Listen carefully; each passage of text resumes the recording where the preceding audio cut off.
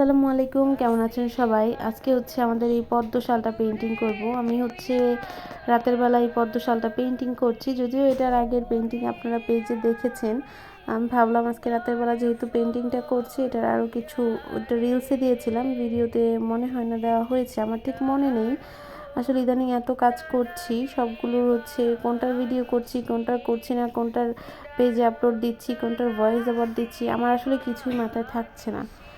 আর এখানে হচ্ছে উলের শাল না, এটা হচ্ছে ভিসকস শালের মধ্যে কালো রঙের একটা শাল, আর কালো রঙের শালের পাশে হচ্ছে লাল রং, লাল না, এটা একটু ডিপ লাল আর কি, মেরুন বলা চলে, লালচে মেরুন কালারের পাইপেন দেওয়া আছে।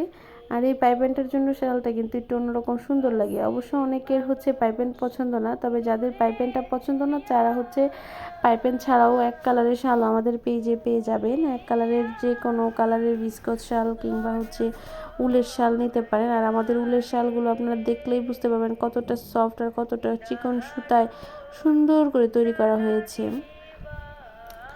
এখানে হচ্ছে কালো কালার শালটাতে যেহেতু আমি পদ্ম ফুল আঁকবো, সেই ক্ষেত্রে অবশ্যই এখানে দরকার যে বেস কালার দিতে হবে, কারণ কালো কালার, আর এটা এমন কালো একদম হচ্ছে মিচমিচে কালো যেটাকে বলে, বা কুচকুচে কালো। এখন এই শালে তো কোনোভাবেই হচ্ছে কাজ ফুটবে না যদি না হচ্ছে বেস কালার দেয়। আর বেস কালার দিয়ে কাজ করা এতটা কঠিন, জাস্ট হচ্ছে যারা করে তারা বুঝে। ডাবল মানে কষ্ট হয় আর কি, ডাবল কষ্ট, ডাবল খরচ, সব মিলে বেস কালারে অনেকটা ঝামেলা। সময় আমার সবচেয়ে বেশি মানে বেস কালার দিয়ে কাজ করলে মনে হয় আল্লাহ আমার সব সময় চলে যাচ্ছে, আমি আরও একটা পেন্টিং এখন করতে পারতাম, বা অনেকটা সময় বেশি লাগে। এটা তো যেমন আমি এখানে যদি সাদা কালারে বা কোনো হালকা কালারে কাজ করতাম, তাহলে কিন্তু এখানে বেস কালারটা দিতাম না, সরাসরি গোলাপি কালার আর সাদা কালার দিয়ে শেড করে কাজটা শেষ করতাম।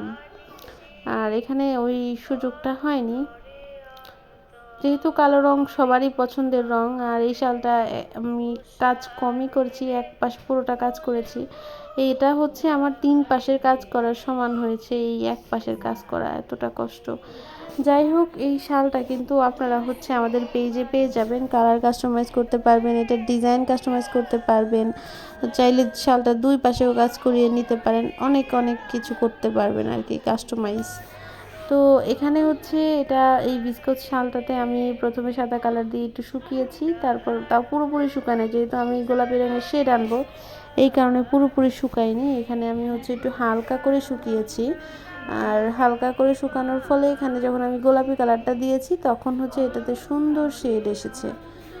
আর যারা হচ্ছে আমাদের পেজ থেকে কেনাকাটা করেছেন বা করছেন, তারা কিন্তু আমাদের পেজে রিভিউ দিয়েছে আলহামদুলিল্লাহ। আপনারা যারা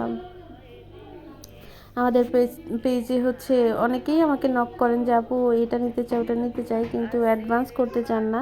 অ্যাডভান্স করতে না পারলে, কারণ আমরা একটা মিনিমাম মানে অ্যাডভান্সটা নিয়ে থাকি যেন ক্যান্সেল না করেন, কারণ কেন জানি মানুষজন হচ্ছে অ্যাডভান্স ছাড়া অর্ডার কনফার্ম করলেই বিভিন্ন সমস্যায় পড়ে যায়।